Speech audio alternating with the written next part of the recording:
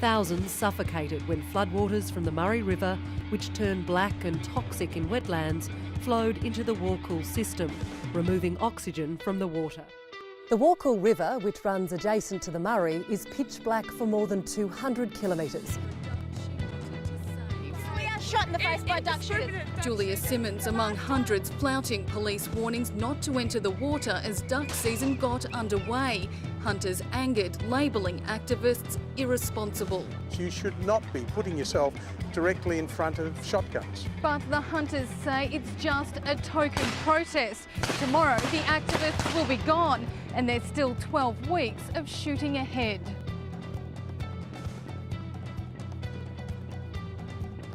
Of course, there are any number of pleasant ways to try and cool yourself down. But the ambulance service has been busy today with those who can't. 25 cases of heat-related illness and, rather surprisingly, 8 cases of children locked in cars. A town swallowed whole. 600 people homeless as a torrent of water inundated homes and businesses in less than 15 minutes, catching even the authorities off guard. Peter Moody has about 80 thoroughbreds in work, but he's never had a horse like Black Caviar. In my case, that we want to make sure governments know how we can help them. If there's something we can do, if we could put a tsunami alert on the front page of the Google search page, maybe we could save lives. Storm clouds gathering over grain country at Oyen. We just seem to be one of those times where every time a front comes over, we just missed them.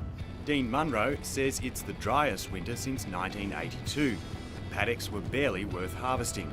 Years ago, Ian Hastings' barley crop would have struggled to yield even 1/5 of a tonne per hectare. This year we would hope to get 1.2, maybe even 1.3 tonnes a hectare. Despite the poor season, farmers here are making the best of it. Many are likely to make a loss.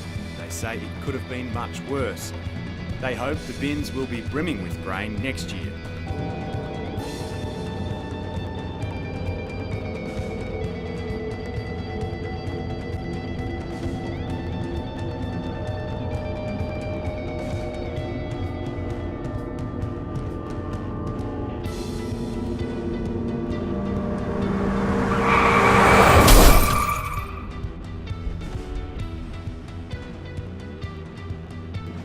By mid-afternoon, the crowd had well and truly warmed up.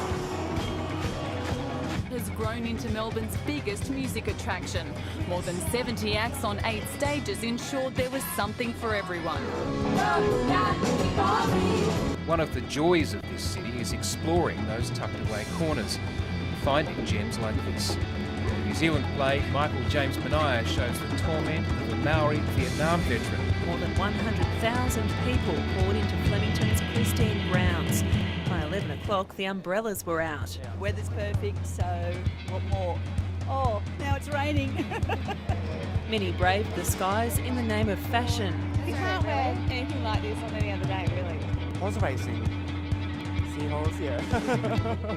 The rain has cleared here at Flemington and the punters and racegoers alike aren't too concerned about the bad publicity for the racing industry. They're more worried about which horse is going to do well on a softer track. If Alistair Clarkson had a pre-season checklist, you get the feeling he'd be mighty pleased with how things have unfolded. Virtually the entire Hawthorn list is up and running. The passion from the fans wasn't in question, and by the time the teams arrived, the parade route was full. It's great that everyone's turned up in these conditions as well. Everyone's in their ponchos, it's brilliant. And for now, the rivalry remains reasonably friendly. And the flag!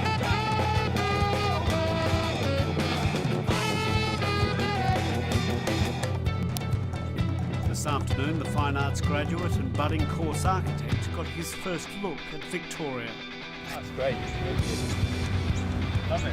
Despite his hectic schedule, Donald says he's not fatigued and expects a strong showing this week. I'm very confident in my filly and in her ability, and I'll be the most disappointed person on the track if she gets beat. But, you know, that's what racing's all about, and the more you win, the closer you are to defeat it.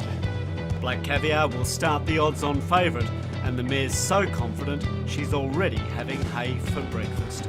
Guy Stainer, ABC News, Melbourne.